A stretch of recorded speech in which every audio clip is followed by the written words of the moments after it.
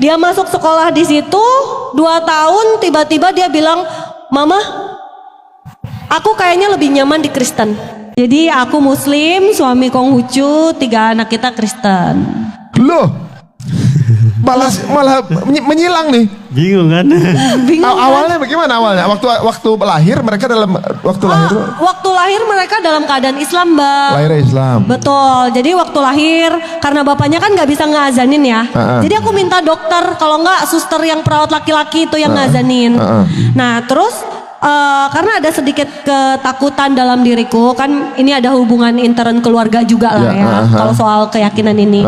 Nah aku takut nih Bang. Wah ini suamiku aja udah balik lagi. Terus nanti anakku harus ikut agama bapaknya apa ya? Akhirnya aku tuh jadi kayak ini anak harus masuk Islam gitu. Akhirnya aku sekolahin dia di sekolah yang Islam Bang. Waktu kecil itu. Iya. Bener-bener sekolah Muslim, bukan umum. Tapi aku lupa kalau casingnya anakku tuh bapaknya banget gitu loh. Oh iya. Ya, jadi anakku mendapatkan perlakuan yang nggak enak lah. Oh, jadi dia dibully, diskriminatif. dibilang aneh-aneh lah. Pokoknya bisa nonton lah ya yang udah sering aku share, ya kan? Ya sebetulnya sih bukan agamanya, karena bagi aku agama Islam tuh sempurna. Ya. Ini oknum. Ya rahmatan lil alamin, saudara. Apapun sukunya sih nggak ada masalah kan sebenarnya. Betul, tapi mungkin yang namanya anak Gen Z ya, mentalnya kan kita nggak bisa adu sama mental kita Gen X ini Iya, gitu kan. Mungkin akhirnya dia mempunyai trauma.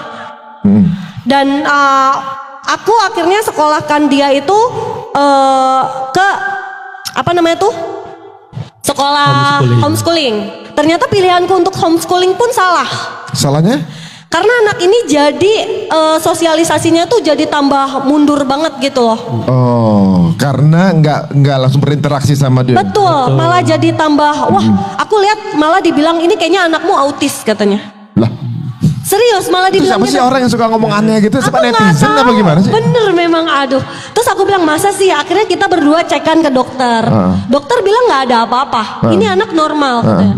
Akhirnya aku bilang kita harus kayak gimana gitu, ya kan? Akhirnya dia bilang kamu jangan egois katanya.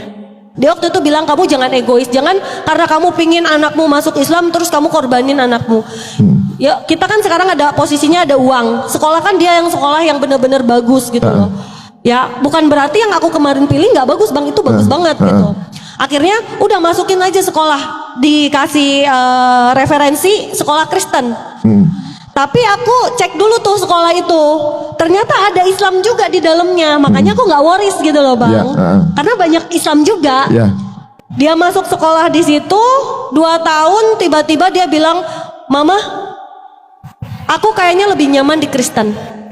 Aku langsung shock Bang, aku langsung nangis gemetar.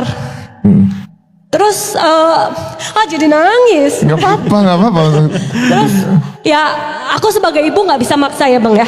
Karena bagi aku agama itu bukan paksaan. Agama itu juga bukan warisan. Walaupun aku harus terima hujatan orang, tapi nanti anakmu itu yang bakalan bikin kamu ke surga. Nanti yang doain kamu, ya nanti yang beginikan kamu. Tapi aku nggak bisa paksa mereka Bang. Dia mempunyai hak untuk memilih.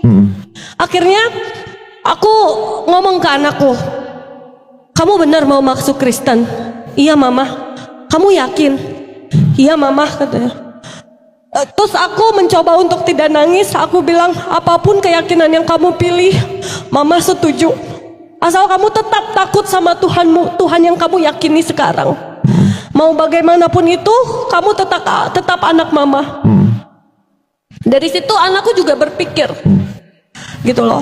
Dia berterima kasih sama aku karena aku bukan seorang ibu yang memaksa dia. Bahkan aku membebaskan dia selagi itu baik. Akhirnya itu berapa dari 3 anak itu yang masuk? Tiga-tiganya. Tiga-tiganya. Allahu Akbar. Jadi pertama kakak pertamanya, habis itu kakak pertamanya membawa adiknya. Habis itu tahun 2020 semuanya yang ketiga juga ikut Kristen. Oh, lebih nyaman nih sana.